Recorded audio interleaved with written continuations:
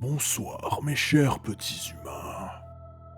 Si vous êtes à la recherche du frisson, que vous souhaitez découvrir ou redécouvrir des histoires mystérieuses et terrifiantes, ou si vous êtes tout simplement en mal d'horreur, alors installez-vous confortablement et laissez-moi vous conter le témoignage mystérieux d'une partie de cache-cache dans un cimetière.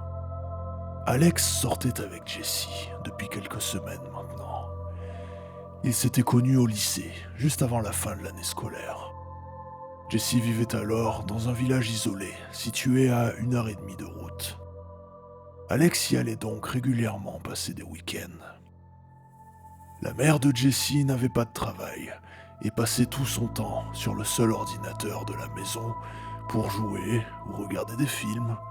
Mais elle était également passionnée par les creepypastas et autres phénomènes que vous qualifiez de mystérieux et inexpliqués. Elle possédait une planche de Ouija, et comme il n'y avait ni télévision, ni smartphone, ni console de jeu dans la maison pour se distraire, Jessie venait souvent lui emprunter pour essayer d'entrer en contact avec des esprits. Alors qu'Alex était présent ce week-end-là, et pour la première fois depuis qu'elle essayait, la goutte, la petite pièce en bois qui sert à désigner les lettres sur une planche de Ouija, s'est mise à bouger, comme on peut le voir dans certains films d'épouvante. D'abord, en donnant de petits coups, à peine perceptibles sous les doigts du couple. Puis, avec de plus en plus d'assurance, jusqu'à commencer à désigner spécifiquement quelques lettres. M, A, R, I, E. Et s'arrêter brusquement et définitivement.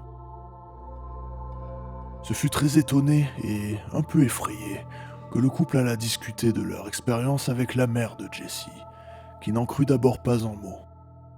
Elle reprit alors la planche de Ouija, très frustrée, car elle n'avait jamais eu non plus de résultats auparavant.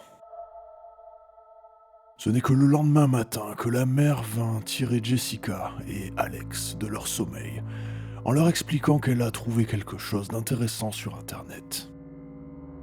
Le village possède un cimetière, ouvert jour et nuit, et qui constitue depuis toujours une petite curiosité pour les habitants et les visiteurs.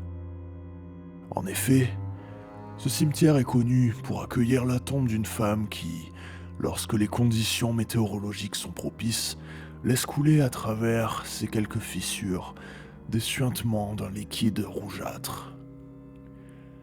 D'après une étude sur le terrain, il s'agirait de remontées d'une source souterraine dont l'eau aurait pris cette couleur pourpre, à cause de la saturation en minéraux. Rien n'explique cependant pourquoi cette tombe est la seule de tout le cimetière à être victime de ce phénomène. À la nuit tombée, Alex et Jessie décidèrent donc de mener l'enquête avec Nicolas, le frère de cette dernière. Nos 3 enquêteurs du paranormal improvisé, munis d'un appareil photo bas de gamme et de lampes torches, se retrouvèrent donc à minuit devant les portes du cimetière qui était relativement petit, mais qui couvrait tout de même suffisamment de surface pour que l'idée de s'y balader seul la nuit devienne véritablement inquiétante. Une fois arrivés au centre du cimetière, Alex proposa de séparer le groupe. Vous et moi avons entendu assez d'histoires terrifiantes pour savoir que c'est toujours une mauvaise idée. Il prit l'allée de gauche, Jessie celle de droite, et Nicolas partit seul, droit devant. La nuit était agréablement fraîche, et Alex fut pris de quelques frissons qui devenaient de plus en plus intenses à mesure qu'il avançait seul dans la nuit. Même s'il ne les voyait plus, il se retournait de temps en temps pour entendre, au loin, le bruit de pas de ses compagnons, et il était capable de les situer parfaitement dans le cimetière. C'est alors qu'en reprenant son chemin dans cette allée non éclairée, il entendit, à 2 mètres de lui, des petits bruits de pas très rapides dans les graviers. Il eut très peur et pensa tout de suite à un chien errant, de la taille d'un labrador, qui aurait éli domicile dans cette zone calme et peuplée par la mort.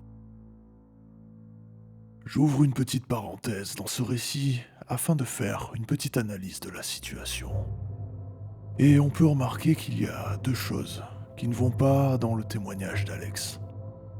Premièrement, avant de se retourner pour vérifier la position de ses amis, il affirme être sûr à 100% que l'allée qu'il était en train de visiter était totalement vide de toute présence humaine ou animale. Deuxièmement, un chien de cette taille, qui se mettrait brusquement à courir dans les graviers, aurait fait bien plus de bruit que ça, et aurait laissé une traînée de cailloux et de poussière derrière lui. Or, il n'y avait rien de tout ça. Alex était en revanche persuadé d'avoir entendu très distinctement des petits bruits de pas humains qui se déplaçaient, un pied après l'autre. Reprenons. Il éclaira donc le bout de chemin et eut le réflexe de prendre une série de photos à ce moment-là. Il resta sur place, figé, quelques instants, avant de se dire que, quitte à être allé jusqu'ici, autant continuer d'avancer en redoublant de prudence. Il fit donc le tour du périmètre, sans faire attention aux tombes qui étaient présentes autour de lui, et sans trouver aucune trace ni bruit de quoi que ce soit qui puisse encore être en vie dans les environs. Ce n'est que quelques minutes plus tard, alors qu'il venait de subir l'un des plus intenses frissons de sa vie, qu'il entendit un rire étouffé de petite fille, provenant de derrière lui. Il se retourna brusquement et entendit encore les mêmes petits bruits de pas qui fuyaient vers l'obscurité. À ce moment-là, lui qui était soudainement devenu un témoin du genre d'histoire auquel il n'avait jamais vraiment cru jusque-là, resta tétanisé sur place pendant 1 ou 2 minutes. Impossible de bouger, les mains engourdies par le froid, le regard figé par l'effroi. Ce qu'il sortit de sa torpeur, ce sont les cris de Jessie qu'il entendait brusquement, se rapprochant dangereusement de lui. Il reprit ses esprits et se mit à courir jusqu'au point central du cimetière pour retrouver sa petite amie, accompagnée de son frère. Il leur demanda si tout allait bien. Il leur dit qu'il les avait entendus crier, mais les 2 frères et sœurs lui dirent que ça n'était jamais arrivé et qu'ils s'étaient rejoints ici depuis déjà plusieurs minutes en attendant le retour d'Alex. Encore sous l'emprise de l'adrénaline, Alex ordonna de quitter les lieux, tout de suite. Ce n'est qu'une fois rentré chez Jessie qu'il réussit à suffisamment se calmer pour leur raconter ce qu'il venait de vivre. Aucun des deux ne le prirent vraiment au sérieux, jusqu'à ce qu'ils branchent l'appareil photo sur l'ordinateur de la maison et qu'ils découvrirent tous ensemble une sorte d'orbe d'un verre qui faisait penser à de l'ectoplasme, se situant au fond de l'allée, où il entendit les premiers bruits de pas. Autant dire que la nuit a été courte et agitée pour la bande, qui avait besoin de retourner sur les lieux, une fois le soleil levé, afin d'examiner attentivement la zone. Cette fois-ci, pas question de se séparer. Ils allèrent tout de suite dans la fameuse allée qui nous intéresse. Ils scrutèrent les tombes, une par une, à la recherche d'un potentiel indice quant aux mots qui étaient ressortis de la session de Ouija de la veille. Arrivé au bout de l'allée, un sentiment mélangeant la surprise et l'effroi s'empara du groupe lorsqu'ils tombèrent sur la tombe d'une petite fille de 8 ans, prénommée Marie, et décédée en 1973. La petite équipe passa tout le cimetière au peigne fin, mais ne trouvèrent aucune autre tombe d'enfant dans les environs. Ce n'est qu'après quelques jours de recherche qu'Alex finit par tomber sur un vieil article de journal qui parlait d'une petite fille nommée Marie qui jouait à cache-cache avec son frère dans une grande forêt avoisinante. Elle était très douée à ce jeu-là, à tel point qu'à la nuit tombée, son petit frère ne l'avait toujours pas retrouvée. Elle disparut pendant plusieurs semaines. Les autorités organisèrent des battues. Tout le village était mobilisé. Et l'histoire raconte même que dans les derniers instants des recherches, la mère de Marie continuait de la chercher tous les jours, qu'il vente ou qu'il pleuve.